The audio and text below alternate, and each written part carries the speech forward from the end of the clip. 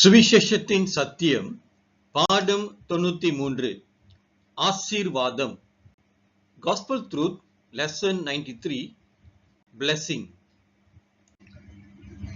இஸ்ரவேல் ஜனங்களுக்கு அல்லது யூதர்களுக்கு ஆண்டவர் மோசே மூலமாக கட்டளைகளை கொடுத்தார்.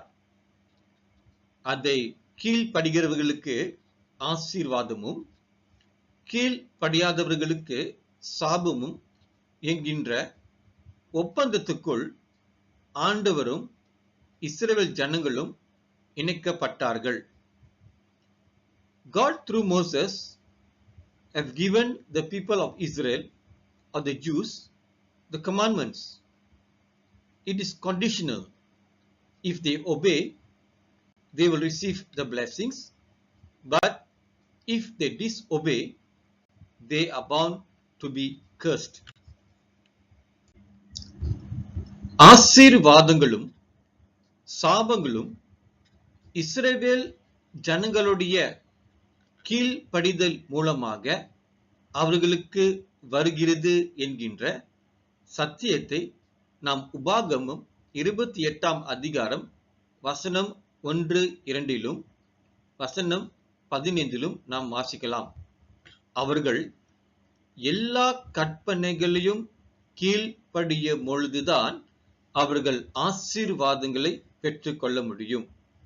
அதே வேளையில் எல்லா கற்பனைகளையும் அவர்கள் கீழ்ப்படியாமல் இருந்தால் அவர்களுக்கு சாபங்கள் நேரிடும். எல்லாவற்றையும் அவர்கள் கை கொள்ள வேண்டும். கவனிங்க, ஆசீர்வாதங்கள் சாபங்கள். In the old commandment or the old covenant, that is the law of Moses, the people of Israel have subjected themselves to obey all the commandments. Only then they are qualified to receive the blessings. In verse 15, if they do not do all his commandments, then they have to face the consequences of curses which shall come upon them. Take note, blessings and curses depends on their behavior towards God Almighty. இஸ்ரவேல் ஜனங்கள் அல்லது யூதர்கள் இந்த மோசேயின் நியாயப்பிரமாணத்திலே விசுவாசம் கொண்டதினாலே அவர்கள் அதிலே வாழ்ந்து கொண்டு இருக்கிறார்கள் என்பதை நாம் எல்லோரும் அறிந்திருக்கின்றோம். அதனாலதான் இயேசு இருந்த காலகட்டத்தில் இந்த பரிசேயர்கள், இந்த சதுசேயர்கள், வேத பாரகர்கள், மத போதகர்கள் அனைவரும் இந்த மோசேயின் நியாயப்பிரமாணத்தின் பக்தி வைராக்கியத்தில் இருக்க பொழுது அவர்களுக்கு முன்பாக இருக்கின்ற கிருபையும் சத்தியமும் அளிக்கின்ற இயேசுவையே அவர்கள் மறுதலித்தார்கள். இன்றைக்கு யாரெல்லாம் இந்த மோசேயின் நியாயப்பிரமாணத்தை விசுவாசத்தின் கோட்பாடாக, வழிகாட்டியாக, வைராக்கியமாக இருப்பவர்களுக்கு வசனம் என்ன சொல்வது என்பதை நாம் காண போகின்றோம். கலாத்தியர் 3ஆம் அதிகாரம் வசனம் 10, நியாயப்பிரமாணத்தின் கிரியைக்காரராகிய யாவரும் சாபத்துக்குட்பட்டிருக்கிறார்கள் என்பதை நாம் அறிந்து கொள்ள வேண்டும். அவர்கள் முழு நியாயப்பிரமாணத்தை அவர்கள் கீழ்ப்படியாமல் இருந்தால் அவர்களே அவர்கள் சாபத்துக்குட்படுத்தியிருக்கிறார்கள் என்கின்ற சத்தியத்தை நாம் அறிந்து கொள்ள வேண்டும். இதனாலதான் இயேசு கிறிஸ்து சிலுவையிலே இந்த இஸ்ரவேல் ஜனங்களுக்கு, குறிப்பாக மோசேயின் நியாயப்பிரமாணத்துக்கு சாபத்துக்குட்பட்டவர்களுக்கு விடுதலை கொடுக்கும்படியாக அவரே அந்த நியாயப்பிரமாணத்தின் சாபமாகினார் என்கின்ற சத்தியத்தை நம் கலாத்தியர் 3ஆம் அதிகாரம் 13ஆம் வசனத்தில் வாசிக்கலாம்.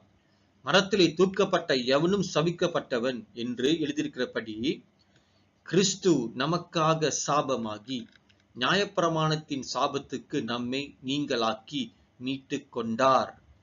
இதுவே சுவிசேஷத்தின் சத்தியமாய் இருக்கிறது. In Galatians chapter 3 verse 10, Paul is emphasizing that whoever are under the works of the law or under the curse, because if they do not continue in all things which are written in the book of law, they are under the curse. So those believers who exalt, who believes, who try to follow the law of Moses as their way of life, the Bible says that they are under the curse because they have bound themselves to obey all the laws written in the book of law. These were the problem faced by the people of Israel or the Jews. But the good news is Jesus Christ was made to become curse, to redeem the curse of the law for these people. Chapter 3 verse 30. Christ had redeemed us from the curse of the law, being made a curse for us, for it is written, cursed is everyone that hangeth on a tree. Today as believers, if we are subjected or if we make the law of Moses as the foundation of our life, and the Bible clearly says we have put ourselves under the curse of the law because we have to continue in all the things written in the book of law. That is the truth that we have to understand today. இஸ்ரவேல் ஜனங்களுக்கு, யூதர்களுக்கு மோசேயின் கற்பனைகள் கொடுக்கப்பட்டிருக்கிறது. ஆனால் நமக்கோ மோசேயின் நியாயப்பிரமாணம் கொடுக்கப்படவில்லை.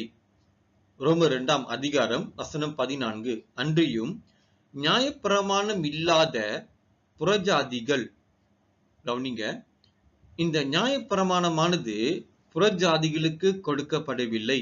அது இஸ்ரவேல் ஜனங்களுக்கு, யூதர்களுக்கு மாத்திரம் அளிக்கப்பட்டது என்கின்ற சத்தியத்தை நாம் அறிந்து கொள்ள வேண்டும். சபையானது அல்லது கிறிஸ்துவின் சரீரமானது பெந்தெகோஸ்து நாளிலே ஆவியானவரால் உருவாக்கப்பட்ட கிறிஸ்துவின் சரீரம் என்கின்ற சத்தியத்தை நாம் அறிந்து கொள்ள வேண்டும்.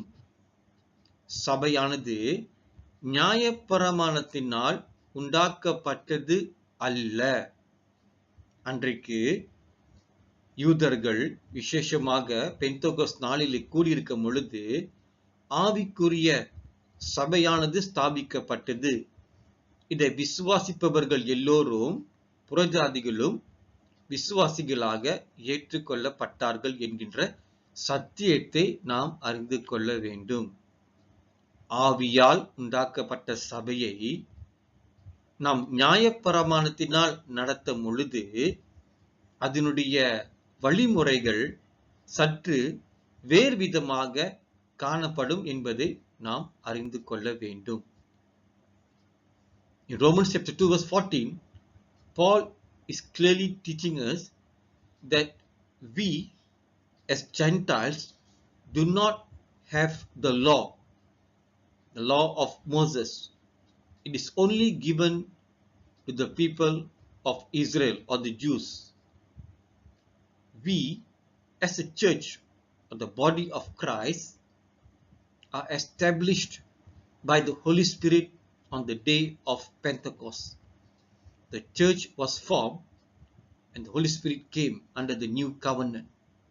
The church was not formed by the law of Moses. This is the gospel truth.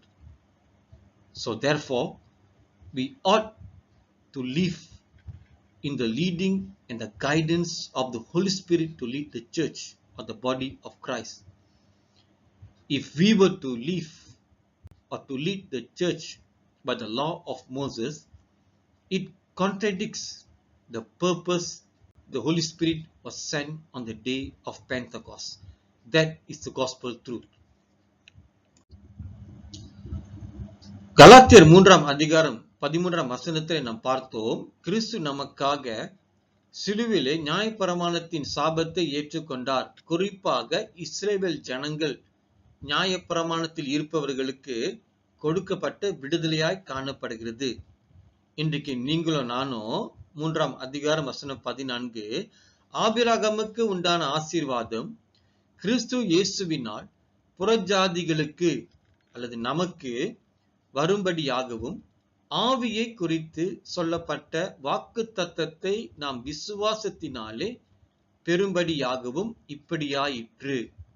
இன்றைக்கு புறஜாதிகளாக இருக்கிற நீங்களும் நானும் இயேசுவை விசுவாசிப்பதினாலே ஆபிரகாமுடைய ஆசீர்வாதத்தை பெற்றுக்கொள்வதற்கு நாம் தகுதிப்படுத்தப்பட்டு விட்டோம். இதை நாம் ஆவியை குறித்து சொல்லப்பட்ட வாக்கு தத்தத்தை விசுவாசத்தினாலே அதை பெற்றுக்கொள்ள வேண்டும். இதுவே சுவிசேஷத்தின் சத்தியமாய் இருக்கிறது. Christ became a curse of the law and have redeemed the people of Israel, or those who are under the law. But today, you and I as Gentiles have received the blessing of Abraham. In Galatians chapter 3 verse 14, that the blessing of Abraham might come on the Gentiles, that is us, through Jesus Christ, that we might receive the promise of the Spirit through faith. Today, when we believe in Jesus Christ and we have faith through the Spirit, we have inherited the blessing of Abraham. That is the gospel truth for the Gentiles, that is us. இன்றைக்கு நாம் இயேசுவை விசுவாசிப்பதினாலே நாம் அனைவரும் ஆபிரகாமின் பிள்ளைகளாக இருக்கிறோம் என்கின்ற சத்தியத்தை கலாத்தியர் 3 அதிகாரம் 7 எழுதப்பட்டிருக்கிறது. இன்னொரு மிகுந்த முக்கியமான சுவிசேஷத்தின் சத்தியம் என்னவென்றால் கலாத்தியர் 3 அதிகாரம் 8 மேலும் தேவன் விசுவாசத்தினாலே புறஜாதிகளை அல்லது நம்மை நீதிமான்களாக்கக்கூடியவர்கள் என்று வேதம் முன்னாகவே கண்டு உனக்குள், அதாவது ஆபிரகாமுக்குள் சகல ஜாதிகளும் ஆசீர்வதிக்கப்படும் என்று ஆபிரகாமுக்கு சுவிசேஷமாய் முன்னறிவித்தது. கவனிங்க, ஆபிரகாமுக்கு சுவிசேஷம் அறிவிக்கப்பட்டது. அதாவது யாரெல்லாம் இயேசுவை விசுவாசிக்கிறார்களோ அவர்கள் ஆபிரகாமுடைய பிள்ளைகளாக இருப்பார்கள். ஆதலால் ஆபிரகாம் மூலமாக இந்த உலகத்தில் உள்ள சகல புறஜாதிகளும் ஆசீர்வதிக்கப்படுவார்கள் என்கின்ற சுவிசேஷத்தின் சத்தியத்தை நாம் நிச்சயமாக விசுவாசிக்க வேண்டும்.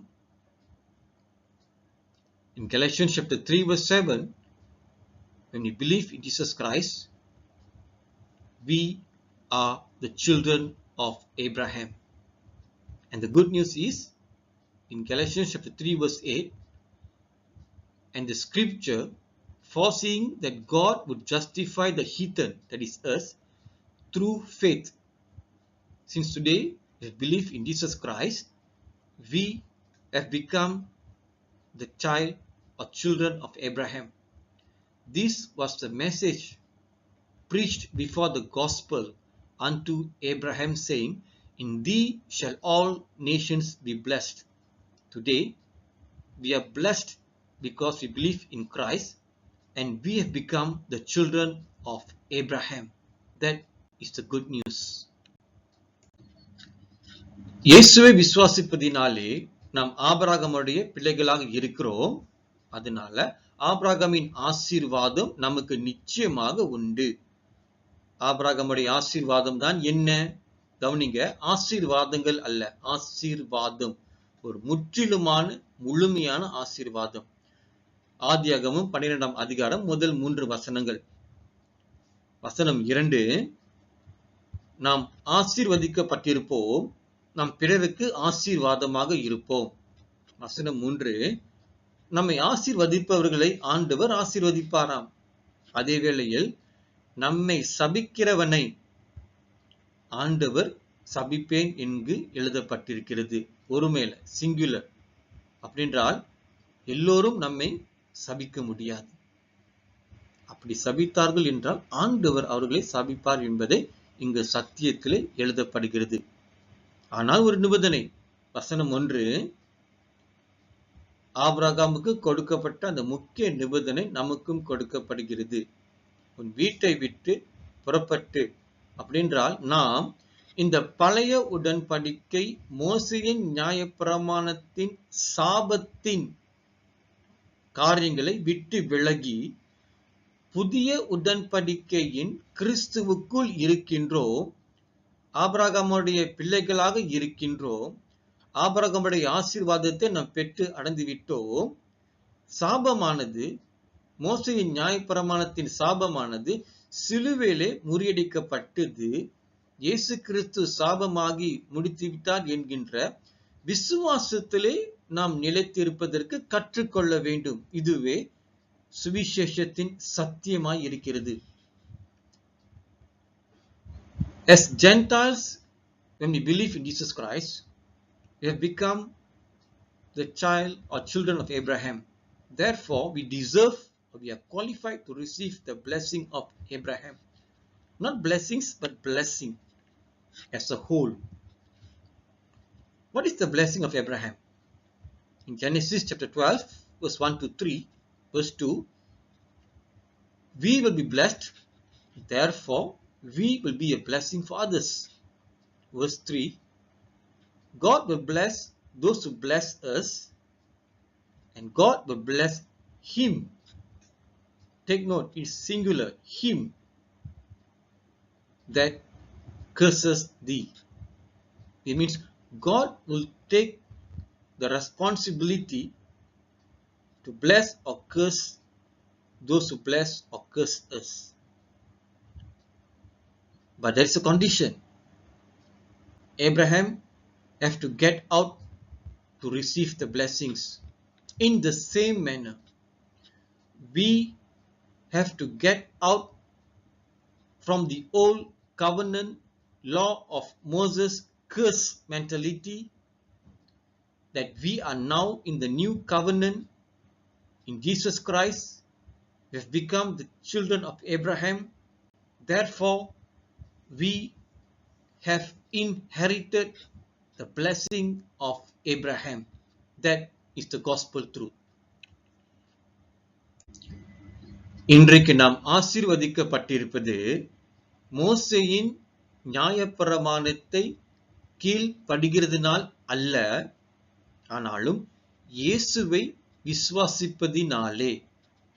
இயேசுவை விசுவாசிக்கும் பொழுது நாம் ஆபிரகாமுடைய பிள்ளைகளாக இருக்கிறோம் என்கின்ற சுவிசேஷம் முன்னமாகவே சொல்லப்பட்டிருக்கிறது.